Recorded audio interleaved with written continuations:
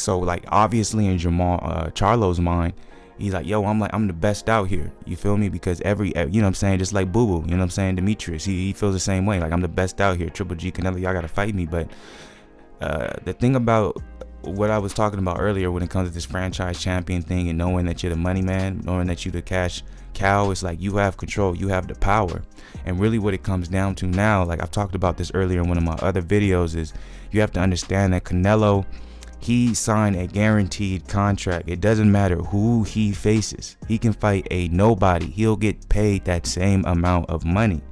So it's not about looking for the most lucrative fight. Obviously, that's always going to come into play because boxing is a business. But at this point in Canelo's career, what he's more so focused on is names.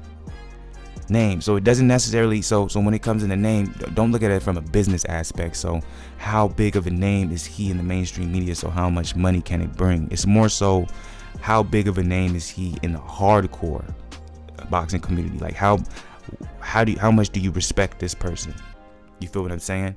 And a dude like Charlo, obviously he has a lot of respect, but he like the way his fan base is like it's a split. Either you love him or you hate him, right?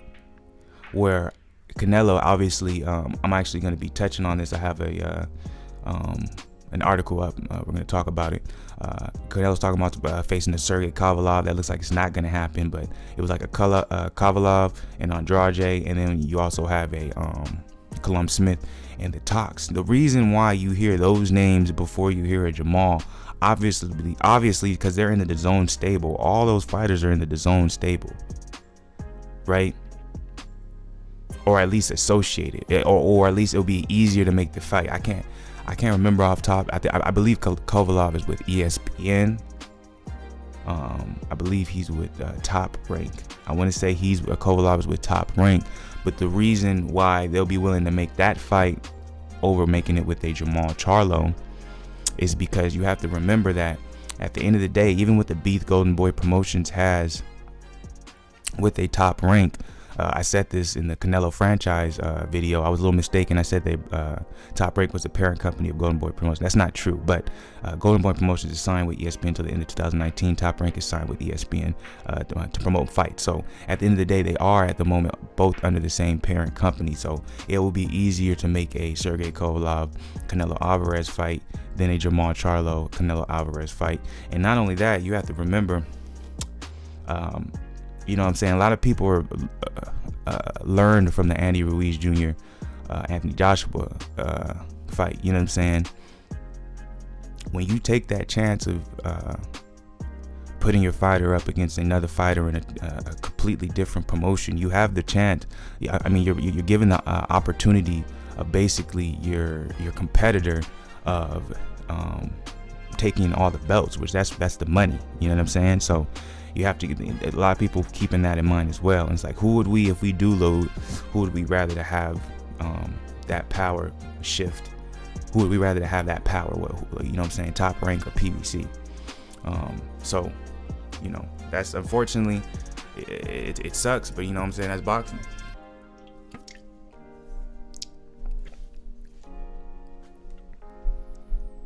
So I'm like, listen, since I was talking about it, we might as well jump over to it.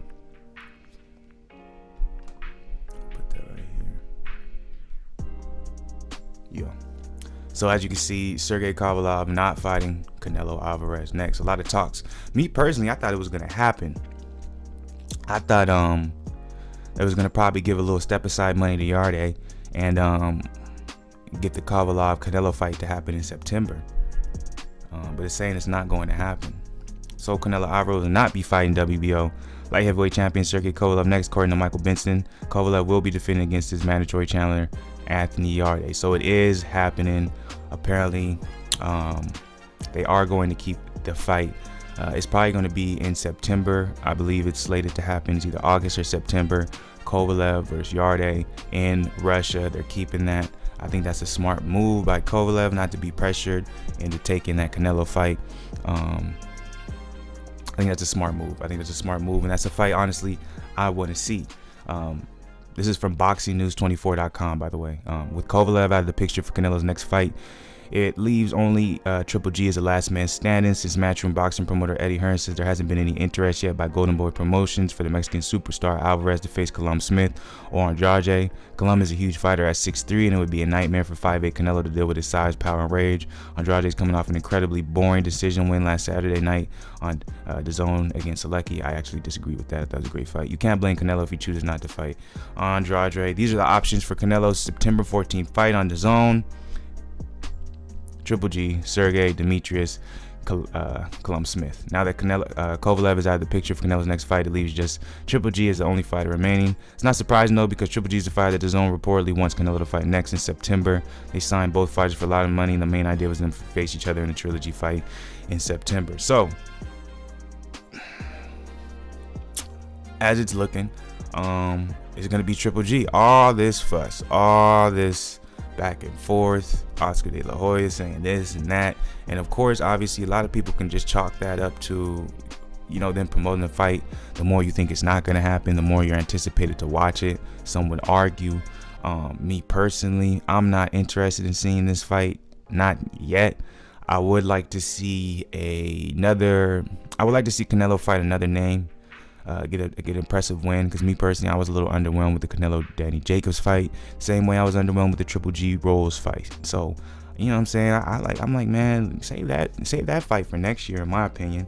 Build it up, take the Tyson Fury Deontay Wilder route, fight some other dudes, get people more you know, eager to watch it, anxious to watch it. But obviously Triple G's older, so he doesn't have a lot of time left, so he probably doesn't want that to happen. But it's looking like Triple G and Canelo's probably going to Triple G Canelo 3 is most likely going to happen in September. What do y'all think about that? Do y'all want to see that fight? Y'all want to see that over Canelo versus, you know what I'm saying, Kovalev, or Canelo versus Andrade, or Canelo versus Colum Smith? Which there's some interesting news with Colum Smith, because obviously it looks like Canelo's team's not interested in finding a guy like Colum Smith, but they were interested in moving up in weight to fight Kovalev. Obviously Colum Smith still, he's a bigger guy than Kovalev. We're talking about just like reach and height. But like I was talking about this earlier, would Kovalev pay Yarde to step aside to let him face Canelo? Kovalev was his mandatory defense against number one WBO challenger Yarde that he needs to take care of, but there's always a possibility of a step aside arrangement that can be made. If Yarde is willing to step aside so that Kovalev can do his WBO title against Canelo, then fight can still potentially take place in September. It would be up to Yarde. On the positive side, Yarde would get money and still eventually fight for the WBO title. If Canelo beats Kovalev, there's an outside chance that Yarde would face the Mexican star for the WBO title. On the negative side, there's a chance that Canelo would vacate the WBO 175 if he were to beat Kovalev, which makes more sense. That's what I think he would do. In that case, Yarde would probably end up fighting former WBO super middleweight champion Gilberto Ramirez for the vacant WBO 175 title instead of Kovalev. So, reading that, obviously, if there was a possibility of Canelo actually staying at 175 and defending that belt, if I was Yarde, obviously you take the step aside money, because you win either way. You still get to fight Sergey if Sergey wins, and if Canelo wins, obviously you get the money fighting Canelo. But they've already reported, I've seen reports recently, just a couple weeks ago, saying if Canelo does fight Kovalev, it would just be for that one time. He had no plans of staying at 175. He just think Kovalev would be a good name to add to his legacy.